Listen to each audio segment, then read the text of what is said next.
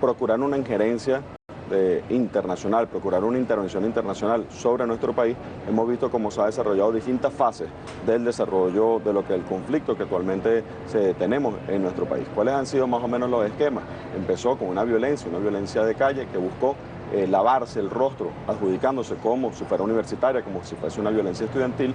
Una segunda fase tuvo que ver con la visión de la supuesta violación de derechos humanos para presentarnos ante el mundo como un Estado forajido. Posteriormente, la red de artistas a nivel internacional haciendo toda una campaña, después la cartelización de la información a través de los distintos medios de comunicación a nivel internacional y posterior la búsqueda de los mecanismos multilaterales de intervención en Venezuela. ¿Cuál era la visión desencadenante de todo eso? Bueno, buscar una intervención extranjera sobre nuestro país. Al respecto, el presidente de la República, en un esquema de absoluto apego al desarrollo constitucional, pero además de generar una visión de salvar toda la visión de desarrollo de nuestro país, de anteponer una conferencia de paz antes de que pasáramos a contar muertos por cientos, muertos por centenares, por miles. En nuestro país se planteó una visión de romperle esa estrategia que de alguna forma tenía concebido el imperio con sus representantes en Venezuela. Ante eso vimos el desarrollo, la convocatoria, la conferencia de paz, los que se desmarcan de la violencia independientemente y manteniendo sus posiciones políticas, aceptando la conferencia de paz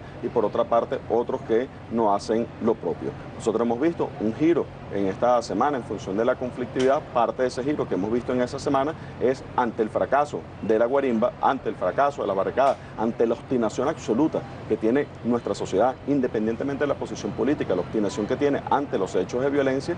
Bueno, sencillamente algunos vuelven a intentar un reducto hacia la comunidad universitaria. Nosotros en este punto debemos señalar, y de una vez para que nadie venga con ningún tipo de chantaje, de ninguna forma, censurar cualquier tipo de violencia como proceda en cualquiera de los recintos universitarios y en cualquier parte del país. Nosotros hacemos ese llamado, que la gente sin poner ninguna justificación censure la violencia. Ese es el primer llamado para buscar el camino a un encuentro. Segundo punto que debemos hacer es que, bueno, que no puede haber ningún tipo de impunidad ante cualquier hecho de violencia que ocurra. Ningún tipo. Por ejemplo, el día de ayer en la Facultad de Arquitectura de la UCB ocurrieron hechos violentos, ocurrieron situaciones de confrontación, hechos profundamente lamentables, dantescos lo que ocurrieron ahí. Uno le pide a todos un exhorto, pero así sin medias tintas. No es que si es una cosa, que si es otra, que si es media. No, tenemos que ser firmes en que no puede haber ningún tipo de hecho de violencia, tienen que ser deplorados los hechos de violencia como ocurran y que, bueno, que finalmente, sin ningún prejuicio sobre los hechos que ocurran, no podemos suponer quién ocurre en un hecho de violencia de este tipo, debemos solicitar las investigaciones de los órganos pertinentes para que puedan proceder, en este caso el CICPC y la Fiscalía General de la República. Ahora, llama la atención lo que hemos empezado a ver. Tú decías ahora, ocurridos hechos, por ejemplo, en la UNEFA. Yo quisiera que hiciéramos un detalle sobre la UNEFA, pero mira esto. Hemos tenido situaciones de agresión a las universidades, supuestamente manifestaciones estudiantiles, supuestamente manifestaciones de universitarios. Pero vamos a ver esto. Universidad Nacional Experimental del Sur del Lago, víctima de las violencias del grupo fascista contra las instalaciones de la universidad. Universidad Nacional Experimental Francisco Miranda. Universidad Nacional Experimental de la UNEFA en Valencia, en Táchira y en Trujillo. En las tres sedes, hecho de violencia. Sobre el hecho de la UNEFA, prácticamente destrozada todo lo que es la configuración de esa sede. Ahí tenemos lo que es el destrozo, no solamente del mobiliario de la propia instalación, sino que el tema del transporte, todo lo que son las providencias estudiantiles, que tanto cuestan para poderlas tener. Bibliotecas. Bibliotecas. ¿Cuál es el elemento fundamental de una manifestación estudiantil normalmente, independientemente de pedir justicia por lo que puedan tener a bien solicitarla? Normalmente hay, bueno, quiero dotación de autobuses, quiero dotación de bibliotecas, quiero dotación de laboratorios. Estamos haciendo ahorita un esfuerzo enorme por instrucción del presidente Nicolás Maduro como parte del gobierno de calle para dotar casi 24.000 computadoras para todo el sistema universitario de nuestro país. Pero bueno, si al mismo tiempo hay que preguntarse cuál es la culpa que tiene una computadora o un salón de computación para que le caigan a piedras o los quemen. Pero a esto hay que agregarle otros componentes.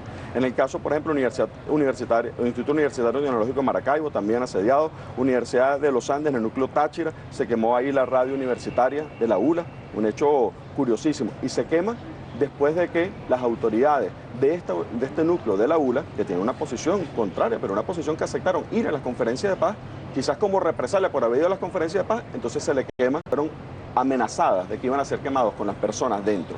Nosotros adicionalmente, otros casos, la Universidad Simón Bolívar de Camurí Grande, la Universidad de la Seguridad, lo que es la Universidad Politécnica Territorial Federico Brito Figueroa, la Universidad Latinoamericana del Caribe, la Universidad Experimental de Yaracuy, la Universidad Nacional Experimental Rómulo Gallego, la Universidad de los Llanos, la Ezequiel Zamora, la Politécnica Territorial Andrés Eloy Blanco, la Territorial Mariano Rivera, la Universidad Marítima del Caribe, en este caso no habría sufrido daño. Pero fíjate, estamos hablando de un cúmulo impresionante de universidades que han sido asediadas, precisamente maltratadas, quemadas por la misma violencia de los que se dicen supuestamente universitarios. Nosotros ahí simplemente lo que planteamos, y un elemento fundamental, es diferenciar las posiciones que cada quien tiene ante el país y eliminar de una vez por todas los dobles discursos.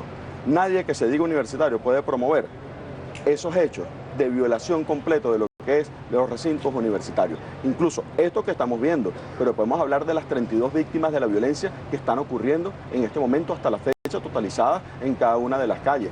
¿Qué sentido tiene y cómo alguien que se diga universitario, que se diga estudiante, no se desmarca del sentido de la vida que algunos aplican a que por defender 4 pedazos de piedra trancando una calle le puedan meter un disparo en la cabeza a una persona? ¿Cómo alguien puede defender que pongan una guaya premeditadamente para degollar a un ser humano? Nadie que esté en su sano juicio, en su sano sentido del valor, puede defender esas conductas del fascismo.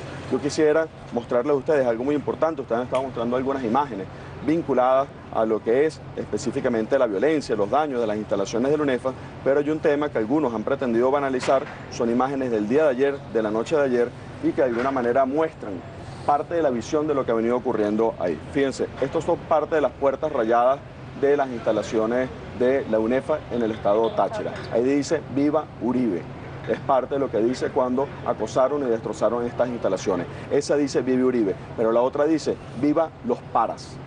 Eso es parte del esquema de la violencia inoculada, de la violencia inyectada sobre nuestra sociedad. Algunos pretenden que nos despertemos dentro de 50 años viviendo precisamente contando los muertos que podríamos tener en nuestro país si no asumimos la visión profunda que ha planteado con una visión estratégica de visión de Estado el presidente Nicolás Maduro, de antes de contar muertos por cientos, por miles, vayamos a la conferencia de paz. Nosotros hacemos un llamado profundo a toda la comunidad universitaria, independientemente que ahorita es una minoría del sector universitario la que no se encuentra en clase. Nosotros lo respetamos profundamente. Es un 20% el que no se encuentra en clase. El 80% del sistema universitario está en clase. Hoy tenemos, por ejemplo, la misión Sucre completa discutiendo el plan de la patria. Tenemos estudiantes, por ejemplo, de nuestras universidades politécnicas territoriales en exámenes, recibiendo clases, tenemos foros, tenemos charlas, tenemos espacio de debate. El día de mañana está convocada una asamblea muy grande de estudiantes de todo el país para discutir temas de la conferencia de paz planteada con el presidente Nicolás Maduro. Es decir, hay todo un mundo universitario que existe, que funciona, que está ahí plantado. Hoy tenemos, por ejemplo, reunión nacional de los sindicatos de trabajadores de nuestro sistema universitario que van a hacer pronunciamientos sobre las situaciones que se han venido generando. Tenemos la reunión de la Asociación de Rectores más grande que tenemos del país, que reúne a 30 rectores, que es la Asociación Árbol, es la asociación más grande, que está plantada en función del desarrollo de nuestro país. Tiene también reunión el día de hoy, es decir, sigue la actividad del sector universitario. Ahora bien, nuestras amadas casas de estudio tradicionales, nuestra profunda alma mater, como es el caso de la UCB, como es el caso de la ULA, como es el caso de Luz, que en este caso han planteado no querer participar en la conferencia de paz, nosotros sencillamente los invitamos a que se participe en la conferencia de paz. Ante los hechos de violencia que ocurren en cualquier recinto universitario, un solo tema: reconocer la visión profunda del Estado y que no puede haber impunidad en ningún caso. Hacemos un llamado profundo a no ser tontos útiles, a no ser carne de cañón de un esquema de los que quieren sembrar la violencia de esta forma en nuestro país, de los paramilitares a la parapolítica, temas fundamentales que tienen que llamar a la reflexión de todos los venezolanos. Ministro, si pudiéramos brevemente hacer una reflexión, tenemos más tiempo.